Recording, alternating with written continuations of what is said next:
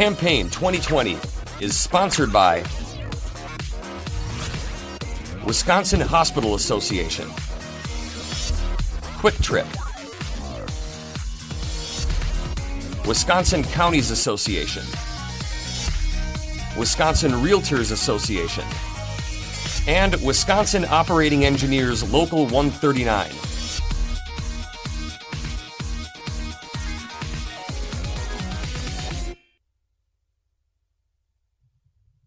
Rob Ochoa of Pewaukee is a Republican candidate in the 98th Assembly District. The primary is August 11. Rob, welcome to WisconsinEye. Thank you for having me. Well, I noticed on your campaign website that you're not shy about wanting to make some big changes. You want to reduce the pay of legislators, eliminate retirement benefits for legislators, and term limits. Those are pretty significant changes. Can you talk about why you think those are necessary, sir? Yeah, so I believe that our elected officials overall tend to come in with a lot of passion. But I think over time, we see a lot of our elected officials, both on the left and the right, tend to self-serve their own interest. So I think we need to get back to the basics, and we need to look at some of the areas that we're spending our money. So especially with this budget gap, we have to make some hard decisions, and making cuts with our elected officials, it's not a very hard area that we should cut. Well, Wisconsin has full-time legislators. Do you think legislators such as you would be one, since you want to join the assembly? Should that be a part-time job, Rob? Actually, I believe it is a part-time job. So we're paying our elected officials full-time benefits. Okay. Working out with healthcare benefits, pension benefits, and they're receiving really nice paychecks, but they're putting in part-time hours. And it's not unique when we compare Wisconsin to other states. They pay their elected officials about half of what we pay our representatives, and they do the same job.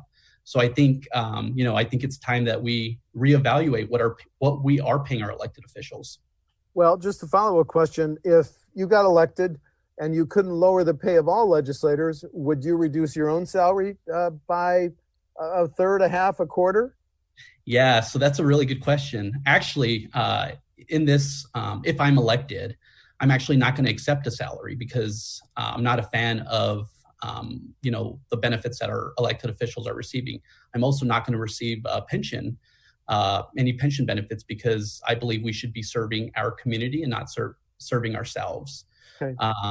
So yeah, that's where I would like to get started. Okay, understand. You alluded to the tough budget situation. The governor has said we may be collecting $2 billion, that's with a B, less in general fund tax collections, which, if you remember the assembly, your tough choices are cut spending, raise taxes, or fees. Where are you on that choice?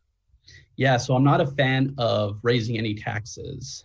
So I think we should make some hard decisions, and we should make some cutbacks. Some of the areas that I'm looking at making cutbacks if I'm elected is higher education, looking at reforming Medicaid, and also looking at what we're compensating our elected officials. So I think that will help bridge the gap that we're going to be seeing in our budget deficit. So you think there are reforms that would result in less spending on higher ed and healthcare? So basically the areas that I want to take a look at were reforming Medicaid. I think there is a lot of fraud in Medicaid, and that's one of the first areas that I would like to take a look at. Okay, thank you. Our neighboring Illinois just legalized recreational marijuana. What's your position on medical and recreational marijuana? Yeah, so it's not something that I'm going to push through, and I think it's a gateway drug. So, not a fan of pushing that through, and I don't see enough support in my district to push that through. Is that for both medical and recreational? Yeah. Thank you. Americans know a lot more than they did 6 months ago about how some police officers treat those in custody. The governor has recommended a 9-bill package that would eliminate no-knock warrants, eliminate chokeholds, and set statewide standards for those that want to be police officers. Could you support the governor's or any part of his package? Definitely not. I'm a big supporter of our police departments. And I think, it's really unfair to brush all of our police officers as, bad apples when here in Wisconsin, our police officers are doing a really good job and they're supporting our community. I also think that, we shouldn't be talking so much on reforming our officers, but look at, the narrative that's being pushed that we should defund our police departments. Not a fan of that, and I think that's a crazy idea. What we should be talking about is, the widespread destruction that we're seeing here in Wisconsin and throughout the United States, and we should also call our elected officials up, and they should be speaking out against this violence. So that's, I think, one area that we should be discussing. We need our elected officials to have a spine and speak up for what's right. And destructing businesses and private property is not right. Is President Trump right when he calls those who protest and it leads to the discussion of property? Is he right when he calls them anarchists and terrorists, Rob? So I'm a fan of the First Amendment. I think, even though I disagree with the Black Lives Matter movement, I do support their right to protest. But what we are seeing in Seattle and in Minneapolis, they're crossing that line and they're being destructive. So that's where I would, draw attention to. We have a strong history of, free speech, and that's what I support. But this is crossing the line, and it's something that I'm against. The issue of reapportionment, who's going to draw the next set of congressional and legislative district lines? The Constitution says the party in power will draw those lines based on the 2020 census numbers. The governor wants a People's Commission to draw the lines and then forward them to lawmakers to enact. You see any reason to change the current system? No. So there is talks of making a nonpartisan group, but it's something that I'm against because there is no such thing as a nonpartisan group. I think everyone has their teams, and it becomes undemocratic when we start putting power in other groups. I think if you dislike what's going on in politics, you have the option to run and also vote against what you're seeing in office. So, I think that's the system that we should keep. And, if you feel like you should make any changes, you should go to the ballot box on that. Two questions on property tax. We're a high property tax state, which is why there are caps and limits on what school districts and local governments can levy in property taxes. Although referendums, you can exceed those limits. If you're elected and voting on the next state budget, would you vote to keep those caps and limits in place on property tax levies? Yeah, I'm a fan of the caps right now because it allows city officials to make hard decisions and work out a budget. And if at any point, voters feel that they should expand on that, they have the option to go into the ballot box. So, I think current system is good for now. Because local governments are so reliant on the property tax, is it time to consider some alternative sources of revenue for them? There's a debate in the city of Milwaukee. Milwaukee wants to levy a local option sales tax. You see the need for considering any new alternative sources of revenue for local governments, Rob? Yeah, so I think the key is looking at lowering, property tax. So that's the only way that I would look at additional revenue sources. The sales tax is a voluntary tax that I think that could be one way that we could fund our governments, but I would only be open to that if we can guarantee lowering property tax. The debate over stable funding for our highways. The governor, as you know, recommended last year raising our gas tax 30.9 cents. Hasn't been raised in 10 years. Could you support a gas tax increase to stabilize? No, I'm sorry. Go ahead. No, I definitely would not support any tax increase, and that's something that I'm against. I think taxes, they hurt businesses, and I think overall you see a decrease in tax collections because you hurt business. So that's something that I'm against. Okay, two questions about the pandemic. It not only squeezes revenues from state and local governments, but it puts strains, obviously, in our healthcare system. We've seen how hospitals are in the front lines in Wisconsin and across the nation. If you're voting on the next state budget as a legislator, should hospitals get an even greater priority than they may have in the current state budget? No, I'm a free market guy. I think hospitals should make their own budget and shouldn't rely on the government, the state government.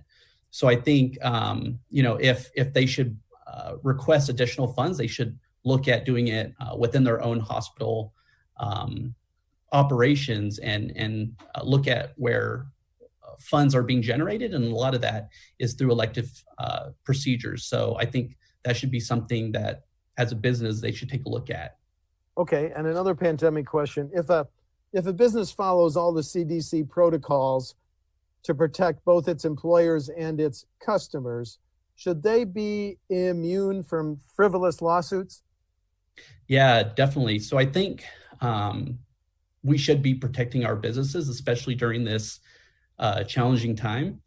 And, frivolous lawsuits, they hurt businesses. And, it's something that I think it's important that we look at as a state, because we see that it hurts hospitals, it hurts businesses. So I think that would be something that I would love to push through. Okay, new subject. If a local government or school district wants to authorize a major public works project, should there be a law saying they would have to give a preference to a Wisconsin company? The reason I ask is a 2015 study found that in that year, out-of-state contractors got $72 million in public works projects, but that number, $72 million, doubled to $146 million in 2018. Should local governments have to give a preference to Wisconsin businesses? Yeah, so I definitely support local residents and local businesses, but I think like I mentioned before, I'm a free market person, so I think just looking at the bidding structure, whatever would help the taxpayers. That's what I'm a fan of. Okay, we've talked about a lot of issues. Is there any one issue that is important to your campaign that we haven't touched on that you want to cite now? Yeah, so I think, one of the biggest issues that is especially important to my district is the economy and the way COVID is playing into everything. I think a lot of people are worried, and doesn't matter whether you're a Democrat or Republican. I think we should look at the facts and look at what science is telling us. I think if you're healthy, you should be able to go out and participate in the community, and also have the freedom to go to work. It's there's a narrative that we should all stay at home, and I don't think that's fair. So on the flip side, I think if you're have some pre-existing conditions, you probably should stay home. So I think in summary, I think we should look at what science is telling us. And I'm hoping that, if we look at the facts and we look at the data points, that this will jumpstart our economy, because we have a pretty high unemployment right now, and it's only going to get worse. So I think looking at the facts, that's what we should be doing, left and right. Last question. You're challenging an incumbent, someone now in office. Want to highlight any differences between you and that incumbent? Yeah, so I think my opponent, he's a fine individual, and I think that just like I mentioned earlier in the interview, I think politicians in general, they tend to go in with a lot of passion, but over time we see a lot of politicians sleeping on the job, and I think we need to continuously bring new individuals representing different areas in our government, because it allows fresh ideas to come out, and I think it leads to a healthy democracy. So, I think if I do get elected, I could bring some new, fresh ideas in healthcare. That's where a lot of my experience is in. I have a conservative viewpoint of making healthcare more affordable, looking at transparent pricing. I think that's really important. And a lot of our representatives throughout Wisconsin do not have healthcare experience. So I think that's a good place to start, is looking at bringing new ideas and fresh faces to represent our great state. Thank you. Rob Ochoa, let me start that again. Rob Ochoa, of Pewaukee, is a Republican candidate in the 98th Assembly District. The primary is August 11. Rob, thank you for talking to WisconsinEye. Appreciate it. Thanks. Campaign 2020 is sponsored by Wisconsin Hospital Association, Quick Trip, Wisconsin Counties Association, Wisconsin Realtors Association, and Wisconsin Operating Engineers Local 139.